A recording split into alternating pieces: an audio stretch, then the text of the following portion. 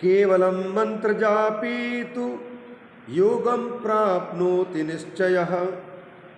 षट्त्रिंशत्कोटि जापीतु निश्चयं योगमाप्नुयात्। सूक्ष्मं च द्विविधं ज्ञेयं ह्रस्व दीर्घ विभेदतः। अकारश्च उकारश्च मकारश्च ततः परं बिन्दुनादयुतं तद्धि शब्दकालकलान्वितम्।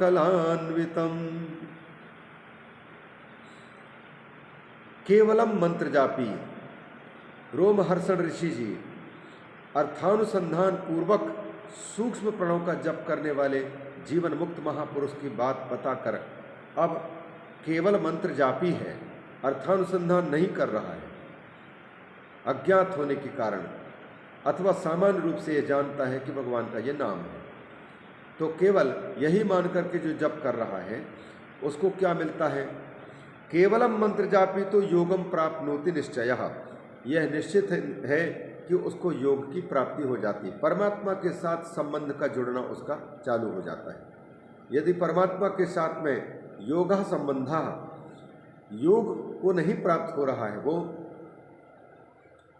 ना तो प्रेम पट के साथ संबंध, और प्रेम पट के साथ संबंध नहीं होने से फिर योग पट की भी प्राप्ति अभी नहीं हुई है। लेकिन जब केवल मंत्र का जप करना शुरू कर दिया तो वह प्रेम पट को प्राप्त करने का और योग पट को पाने का अधिकारी हो चुका है। तो योगम प्राप्नोति निश्चयः, केवल मंत्र का भी जप करता रहे तो वह साधक योग को प्राप्त करता है। और यदि उसने यत्न नहीं छोड़ा तो कब उसको योग की प्राप्ति होगी महाराज? षट्त्रिंशत्कोटि जापेतो निश्चयं योगमाप्नुयात्। 36 करोड़ बार यदि प्रणव का जप किया तो भले अर्थानुसंधान पूर्वक न किया हो, पर निश्चित रूप से उसको अब योग प्राप्त हो जाएगा, निश्चित रूप से प्राप्त हो जाएगा। इस प्रकार से ये अर्थानुसंधान पूर्वक प्रणव जप का भी परिणाम फल दिखाया, और अर्थानुसंधान रहित होकर के भी यदि कोई साधक जप करता है तो उसका भी परिणाम दिखाया, उसका भी फल दिखाया। अभी कौन जप का अधिकारी है ये अभी बाद में बताएंगे। केवल को जीवन मुक्त महापुरुष के सूक्ष्म प्रणव के जप का फल और अधिकारी दिखाया है। लेकिन अब यह सूक्ष्म की जब चर्चा चल रही है सूक्ष्म प्रणव की, तो यह सूक्ष्म प्रणव भी दो प्रकार का है। सूक्ष्मं च द्विविधं ज्ञेयं ह्रस्व दीर्घ विभेदतः। छोटा सूक्ष्म प्रणव और बड़ा सूक्ष्म प्रणव, ह्रस्व और दीर्घ। सूक्ष्मं च द्विविधं ज्ञेयं, दो प्रकार के जानना चाहिए सूक्ष्म प्रणव को। ह्रस्व दीर्घ विभेदतः, ह्रस्व सूक्ष्म प्रणव, दीर्घ सूक्ष्म प्रणव। तो किसको ह्रस्व सूक्ष्म प्रणव, किस सूक्ष्म प्रणव को ह्रस्व सूक्ष्म प्रणव कहा जाए और किस सूक्ष्म प्रणव को दीर्घ सूक्ष्म प्रणव कहा जाए, इस पर कहते हैं अकारश्च उकारश्च मकारश्च ततः परम बिंदुनादयुतं तद्धि शब्द काल कलान्वितम। ये जो ओम है प्रणव, इसमें 8 चीजें मिली हुई हैं। आ उ म, इन 3 को तो प्राय सभी लोग जानते हैं, अकार उकार मकार ओम के। लेकिन इससे आगे वाले हैं बिंदु, नाद,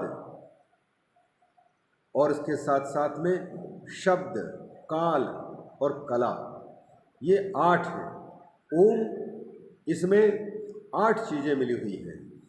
आ उ म, बिंदु, नाद, शब्द, काल और कला। इन 8 रूपों से युक्त, इन 8 से जो युक्त है उस प्रणव को कहा जाता है स्थूल प्रणव, दीर्घ सूक्ष्म प्रणव, दीर्घ सूक्ष्म प्रणव कहा जाता है। स्थूल तो अभी बाद में बताएंगे। अकारश्च उकारश्च मकारश्च ततः परम, अकार उकार मकार, और इसके बाद फिर बिंदुनाद युतम, बिंदु चौथा नाद पांचवा, शब्द काल कलान्वितम, इसके बाद फिर शब्द, काल और कला, ये तीन और। इस प्रकार से ये आठ चीजें हैं इसमें, अकार उकार मकार बिंदु नाद शब्द काल कला, इन सभी के मिले जुले स्वरूप को कहा जाता है दीर्घ सूक्ष्म प्रणव। दीर्घ सूक्ष्म प्रणव कहा जाता है। दीर्घ प्रणवमेवं ही योगिनामेव यत् हृदगतम, इस प्रकार से ये दीर्घ सूक्ष्म प्रणव हुआ। लेकिन ये कौन अधिकारी है इसके? कहते हैं योगिनाम एव हृदगतम, वह केवल योगियों के हृदय में स्थित होता है। अब आगे श्रवण करें। मकारम तंत्री तत्वम ही ह्रस्व प्रणव उच्यते। ह्रस्व, ये तो दीर्घ सूक्ष्म प्रणव की बात कही, अब ह्रस्व सूक्ष्म प्रणव की बात बता रहे हैं। कहते हैं मकारम तत्रितत्वम ही, यह तो ये मकार यहाँ तंत्री तत्वम लिखा है प्रिंट में, लेकिन इसका अर्थ जब देखते हैं तो तंत्री शब्द का अर्थ थोड़ा सा जटिल पड़ रहा है। और यदि त्रितत्वम ऐसा बोलते हैं तो फिर 3 अक्षरों से युक्त, अर्थात 8 में से आदि के 3 ले लें और शेष आगे परवर्ती जितने भी हैं बिंदु नाद शब्द काल कला, इन 5 को छोड़ करके आरंभिक आ उ मा है, इन 3 के बारे में चर्चा कर रहे हैं।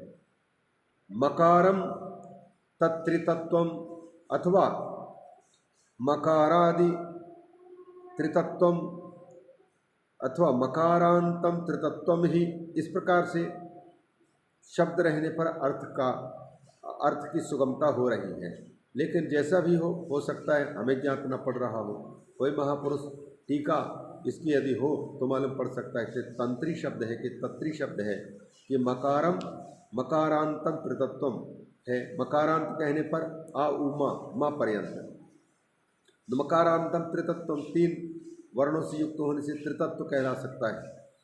पर लिखते हैं तंत्री तत्वम, मकारम तंत्री तत्वम ही, तो आ उ मा इन 3 वर्णों वाले जो सूक्ष्म प्रणव है उसको ह्रस्व सूक्ष्म प्रणव कहा जाता है।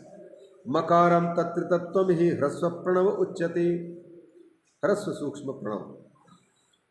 शिवः शक्तिस्तयोरैक्यम मकारम तु त्रिकात्मकम, अब सबसे शुरू में जो आ है वह शिव है और ऊ है वह शक्ति है। अतः इन दोनों के जुड़ने पर जो आखिरी में माँ है वह दोनों की एकता को दर्शाता है।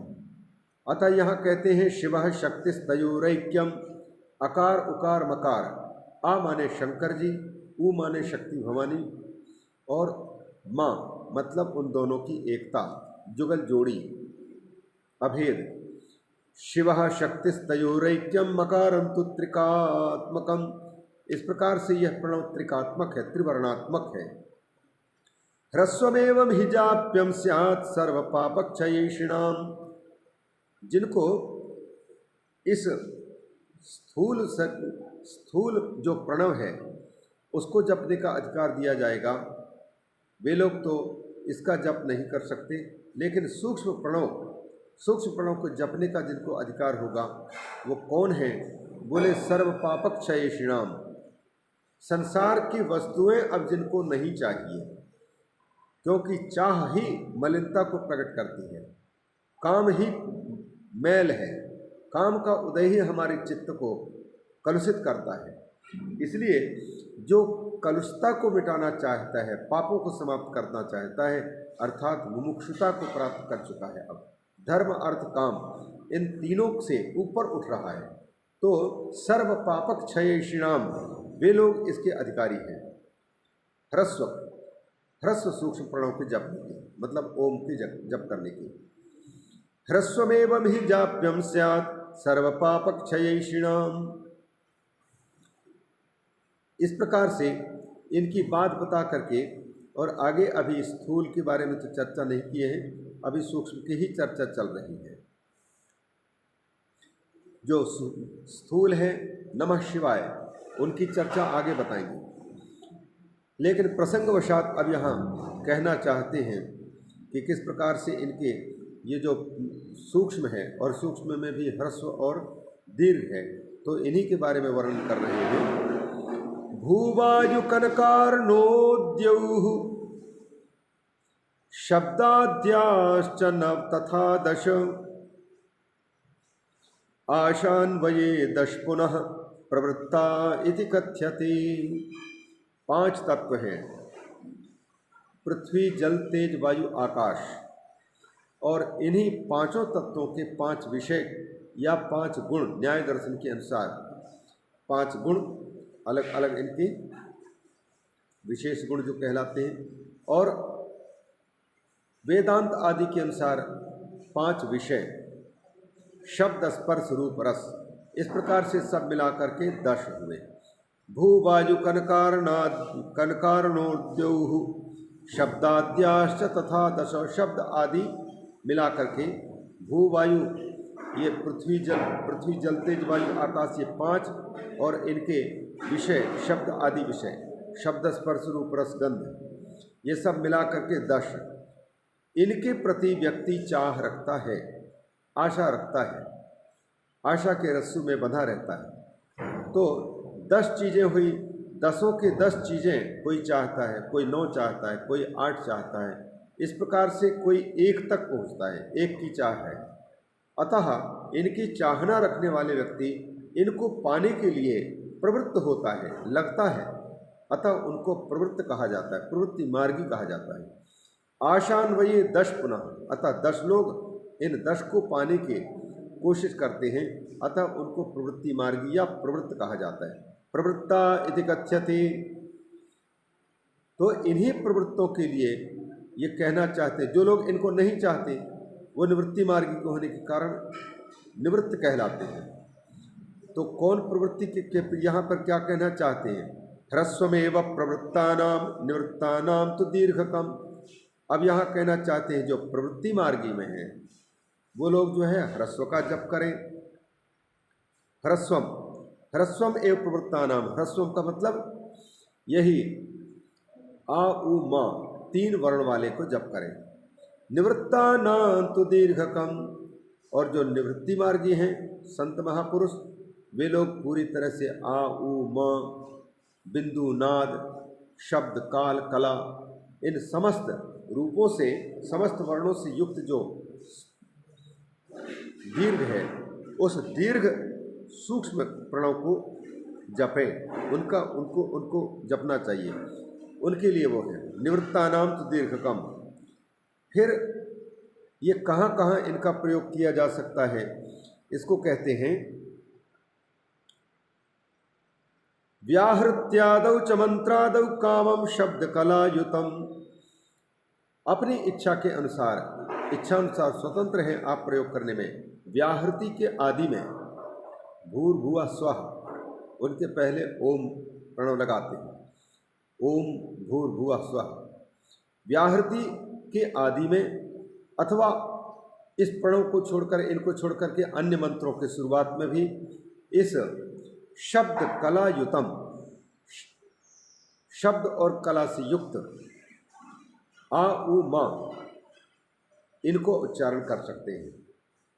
शब्द कलायुतम अर्थात 5 अक्षर वाला हो जाएंगे, अकार उकार मकार शब्द और कला। इनको जप कर सकते हैं कहाँ पर? व्याहृति के आदि में और अन्य मंत्रों के आदि में। वेदादौ च प्रयोक्तव्यम वेदादौ च प्रयोज्यम स्यात्।